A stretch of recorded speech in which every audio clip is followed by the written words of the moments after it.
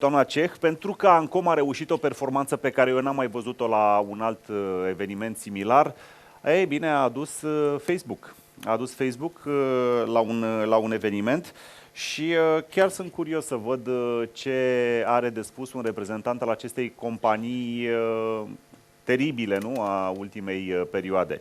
Așa că doamna Gabriela Ceh, care este Head of Public Policy of Central and Eastern Europe de la Facebook. I have a question for you to start with, Mrs. Ceh. Do you have a personal Facebook account or a professional one? Or both, like Mr. Falashedes, he has everything in terms of internet. Yes, I have both. You have both. All right. So, you have, which one is more active? Well, because I work for Facebook, we have an internal account which is for Facebook employees. Okay. And of course, I have my private one. It really depends on the hour of the day. Let's put it that way. Absolutely. So your private time and business hours. So please, welcome, and we are eager to hear your input to this conference. Thank you very much. Thank you very much for the invitation. It's a real honor to be here, especially in this fabulous and intimate venue, which allows us to have an intimate discussion around these issues. And the core question was that what's the world will look like in 2020? I have no idea, of course. The one thing is sure, that it will be not the same people who will be sitting here. This world is changing so fast that you will have different companies who will be in the limelight in those years. There will be different companies who will be bringing innovation, and there will be different big companies who will be saying that, well, we did great things in times, but now it might be time to give the lead to others. Maybe that will be Facebook, who will be saying that, well, we've made our times, but now the others, the younger angry wolves are coming, and we might give the lead to others. But for the time being, one of the biggest companies and the main stakeholders is Facebook. So let me just give you how we see the world now and what is the Facebook experience. When Facebook started, it was a social network for university students. They started sharing their personal experiences. They started to connect with their friends. And this is still our core mission, to enable people to share and connect. By now, this personal experience, that people connect with their friends, they start to see the world via the eyes of their friends, that they share emotions, that they share very personal informations, they debate, their opinion, their very personal photos sometimes. This very personalization of the internet is by now, it's a general trend. Years ago, we have been the only one, and by now, the whole internet looks like Facebook does. And this internet is global.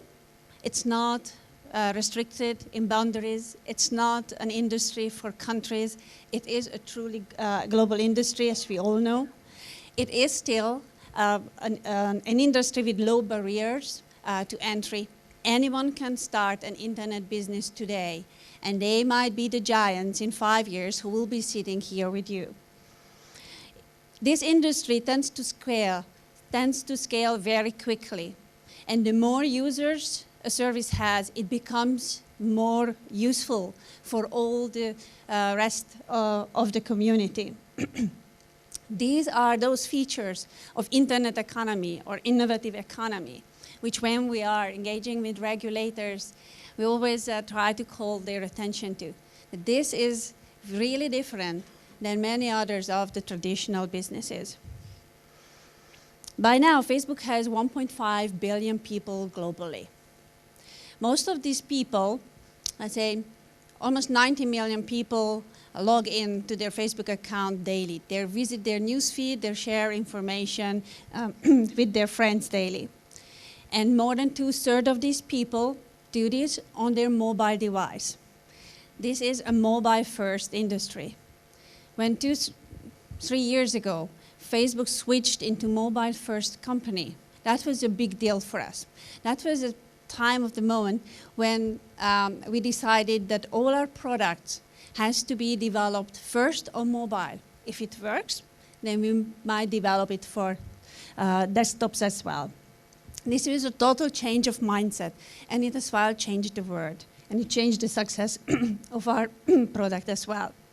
By now, we have not only students, well, 1.5 billion people, we have every type of people all over the globe. And it is not only private people, as I was asked whether I have my private account or I have a page. I do not have a page, but public figures do, politicians do, NGOs do, celebrities do. And it's, apart from that, we have all the big brands having their presence on Facebook. Starbucks, McDonald's, Converse, or I can name all the other huge brands, Nike, Adidas. They have over 90, 50, 70 million people as their fan base. But that wouldn't make the world change. What makes the world change is that we have 40 million small and medium businesses who use Facebook, because they feel that that's the place where they can connect with their customers. Out of 7 out of 10 people in Europe are connected with businesses.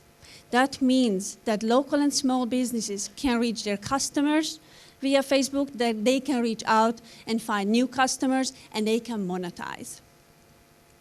When we talk about Facebook and Facebook platform or Facebook ecosystem, that is the whole system and the whole economy that is enabled by a platform, we could not pass without talking about app developers. This has grown into an industry of its own.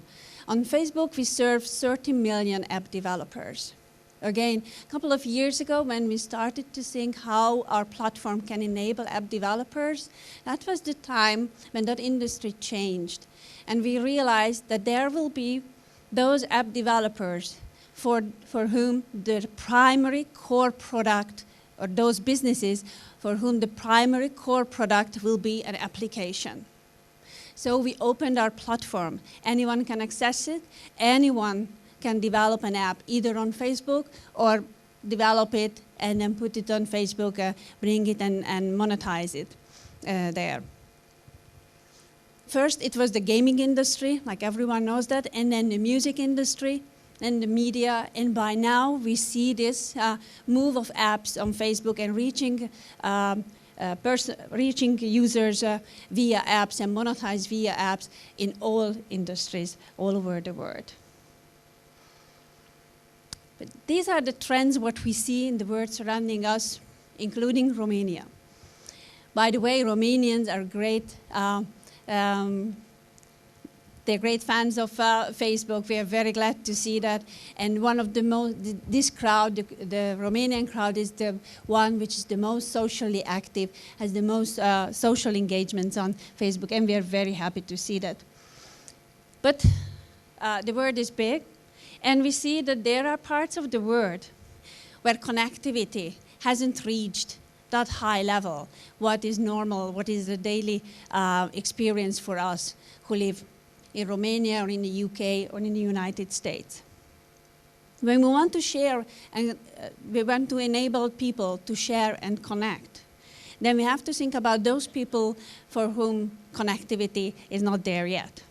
We see that today there is more than 90% globally with cellular coverage. I'm talking about global population.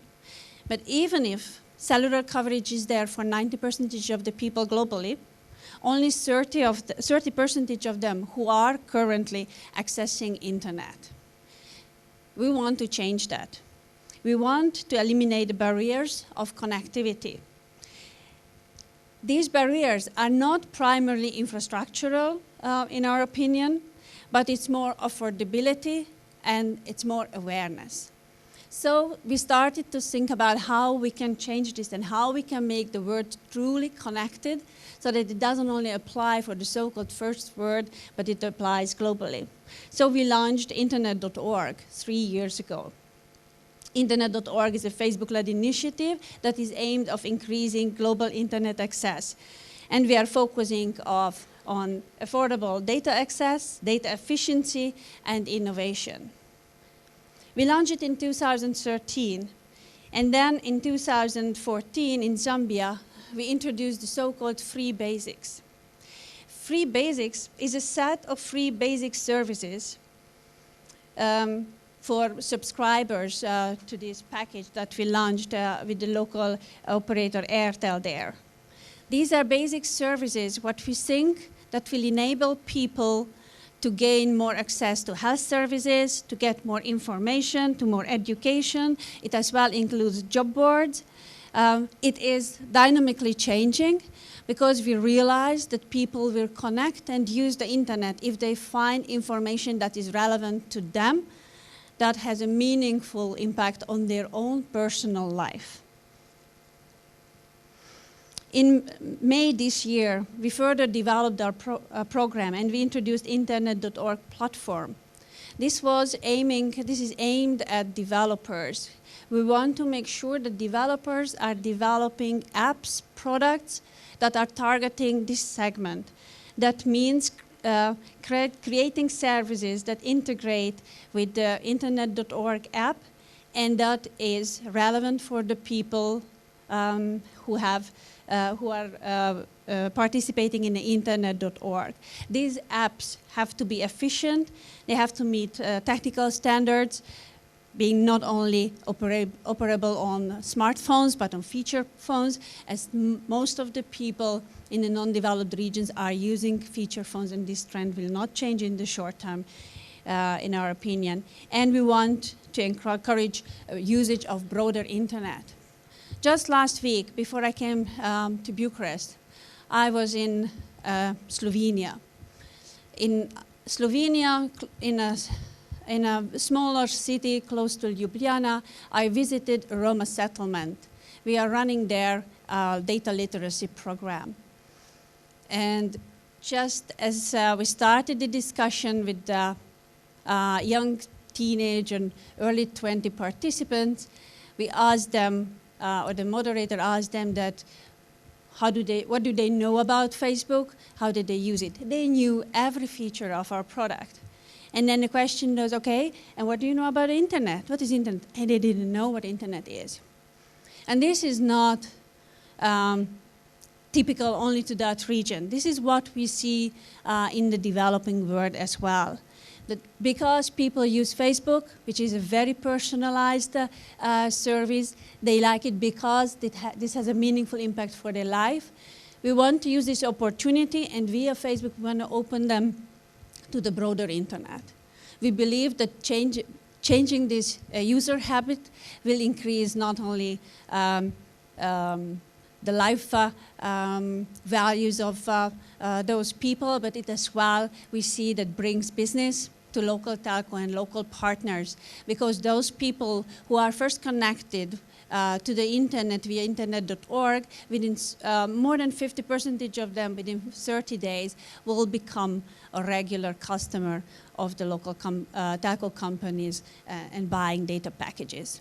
So this is the world what we are in today, and I hope that I will have the chance to be here in 2020. Thank you. Thank you very much, Mrs. Czech.